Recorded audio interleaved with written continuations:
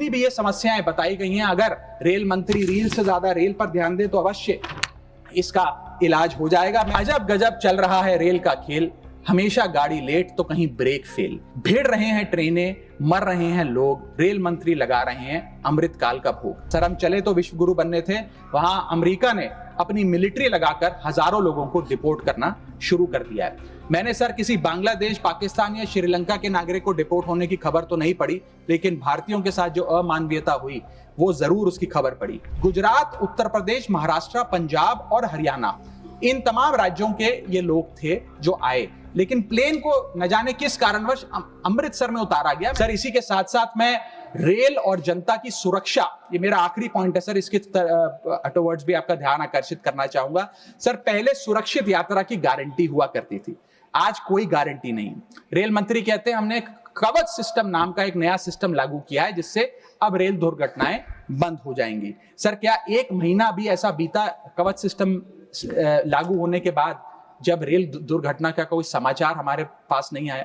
Sir बीते 5 सालों में 200 से ज्यादा रेल एक्सीडेंट्स हुए हैं, जिसमें 400 से ज्यादा लोगों की मौत और अनगिनत लोग इंजर हुए हैं। सीएजी की वर्ष 2000 जो अभी रिपोर्ट आई वो बताती है कि वित्तीय वर्ष 2018 से 2021 के भीतर जितनी भी ट्रेन एक्सीडेंट्स हुए उसका 75% कारण लैक ऑफ ट्रैक मेंटेनेंस, यानी कि रेल ट्रैक की मेंटेनेंस में जो कमी है उसकी वजह से रेल की दुर्घटनाएं हो रही हैं। हम ये हाउस 2.5 लाख करोड़ रुपए सैंक्शन करने जा रहा है भारतीय रेल को। मुझे उम्मीद है कि कम से कम ट्रैक मेंटेनेंस तो ठीक ठाक तरीके से रेलवे विभाग कराएगा।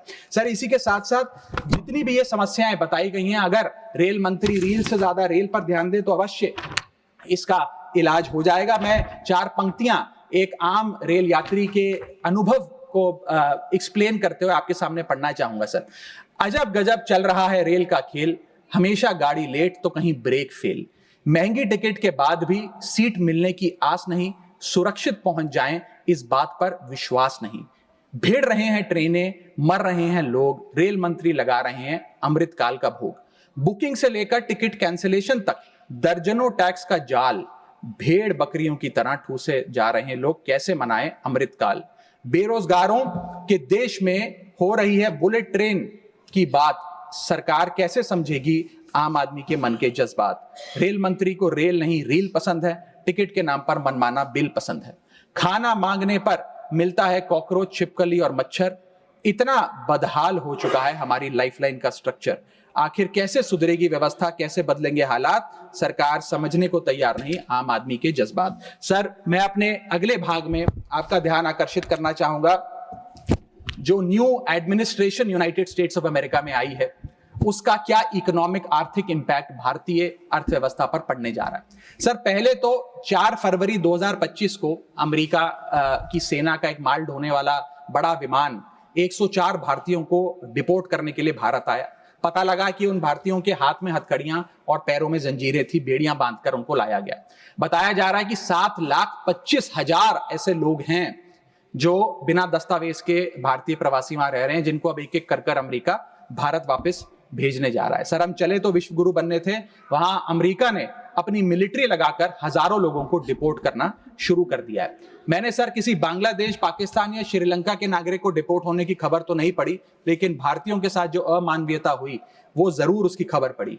सर मैं ये स्पष्ट करना चाहता हूं कि इलीगल माइग्रेशन को तो शायद इलीगल इमिग्रेशन को सदन में बैठा कोई भी व्यक्ति सपोर्ट नहीं करेगा, लेकिन सर जो उस नाउमीदी के शिकार रोजगार की तलाश में युवा गए, उनके साथ जो इनह्यूमन ट्रीटमेंट हुआ उसको लेकर तो हमें आवाज बुलंद करनी चाहिए। सर 40 घंटे तक उनके हाथों और पैरों में बेड़ियां बांध के रखा गया, वॉशरूम तक नहीं जाने दिया गया।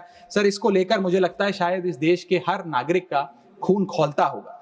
उसी के सामने इसी एग्जाम्पल के सामने हमारे पास एक और एग्जाम्पल है। इस दुनिया का एक बहुत छोटा सा देश है सर कोलंबिया।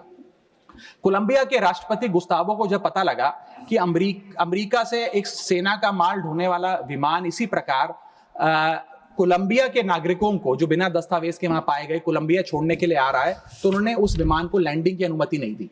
उन्होंने कहा कि मैं अपना विमान भेजूंगा, कोलंबिया सरकार का विमान, और पूरे सम्मानजनक तरीके से मैं अपने नागरिकों को वापस लाऊंगा। सर वास्तव में कोलंबिया जो डटकर अमेरिका के सामने खड़ा हो गया, वो असल विश्व गुरु बना इस महीने में तो। और मैं मिनिस्टर ऑफ एक्सटर्नल अफेयर्स से भी पूछना चाहूंगा सर कि वो खुद क्यों नहीं गए इन नागरिकों को, हमारे भाइयों बहनों को रिसीव करने। क्यों हमने जहाज नहीं भेजा, अपना भारतीय वायुसेना का जहाज, उनको वापस लाने के लिए। और जब हमारे पास पहले से ही सूची थी कि इन 104 भारतीयों को डिपोर्ट किया जा रहा है, तो हमने इसके खिलाफ प्रोटेस्ट क्यों नहीं किया? क्या अमेरिकी दूतावास से किसी को बुलाया, किसी से चर्चा करी, अपना विरोध दर्ज कराया? और अंत में सर, गुजरात, उत्तर प्रदेश, महाराष्ट्र, पंजाब और हरियाणा, इन तमाम राज्यों के ये लोग थे जो आए, लेकिन प्लेन को न जाने किस कारणवश अमृतसर में उतारा गया। मैं चाहूंगा इस विषय पर भी, इस स्ट्रैटेजिक डिसीजन पर भी माननीय विदेश मंत्री जी ध्यान आकर्षित करें सदन का। सर, क्या आपने कभी सुना है कि स्विट्जरलैंड का कोई नागरिक, डेनमार्क का कोई नागरिक, ब्रिटेन का कोई नागरिक, नीदरलैंड का कोई नागरिक डंकी रूट के माध्यम से अमेरिका गया हो नौकरी की तलाश में? नहीं सुना होगा सर।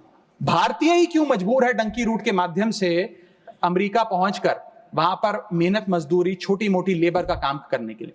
वो इसलिए सर क्योंकि इस देश में तमाम सरकारों ने हमारे देश के युवा को बेरोजगार रखा। वादा तो था सर 2 करोड़ नौकरियां देने का, लेकिन वो 2 करोड़ नौकरियां दे नहीं पाई सरकार। शायद लैक ऑफ अपॉर्चुनिटीज और अनएम्प्लॉयमेंट के चलते लोग अमेरिका जाने को मजबूर हो गए। मैं बताना चाहूंगा सर, आप इसको इस परिप्रेक्ष्य में भी देखने की कोशिश करें कि अमेरिका के सबसे पिछड़े राज्यों में एक राज्य है मिसिसिपी जो आता है। मिसिसिपी राज्य में अमेरिका की सबसे लोएस्ट पर कैपिटा इनकम है।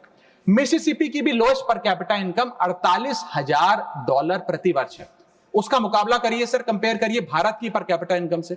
भारत की पर कैपिटा इनकम मात्र $1160 है। कहां अमेरिका की सबसे गरीब राज्य की पर कैपिटा इनकम, यानी कि साल में औसतन मिसिसिपी में रहने वाला एक आदमी $48,000 कमाता है, वहां एक भारतीय औसतन $1160 कमाता है। तो क्यों नहीं कोई बेहतर जिंदगी के लिए, ज्यादा पैसा कमाने के लिए अमेरिका जाने पे मजबूर होगा सर। मैं डोनाल्ड ट्रंप एडमिनिस्ट्रेशन की जो इकोनॉमिक इंपैक्ट भारत पे पड़ने चाह रहा है उस पर भी आपका ध्यान आकर्षित करना चाहूंगा सर। सबसे पहले H1B वीजाज। ये H1B वीजा जो अब भारी रिस्ट्रिक्शंस के साए में फंसे हुए हैं, इसका सबसे ज्यादा अगर नुकसान किसी को होगा तो भारतीयों को होगा सर। वर्ष 2023 में 3,86,000 H1B वीजा एप्लीकेशन अमेरिकी सरकार को आई, जिसमें से 72% एप्लीकेशन भारतीयों की थी। यानी कि अगर H1B मुश्किल होगा तो सबसे ज्यादा मार भारत के स्किल्ड लोगों को पड़ेगी। दूसरा, स्ट्रिक्टर H1B वीजा। अगर स्ट्रिक्टर H1B वीजा होगा और H1B वीजा वालों के वेज में मॉड्यूलेशन करी जाएगी, उसके चलते तमाम वो कंपनियां जो भारतीयों को रोजगार देती हैं अमेरिका में, वो भारतीयों को निकाल कर लोकल अमेरिकन को जॉब्स देंगी, जिसके चलते एक बहुत बड़ी बेरोजगारी की फौज, हिंदुस्तानियों की फौज परेशान हो जाएगी, भारत वापस आने को मजबूर हो जाएगी।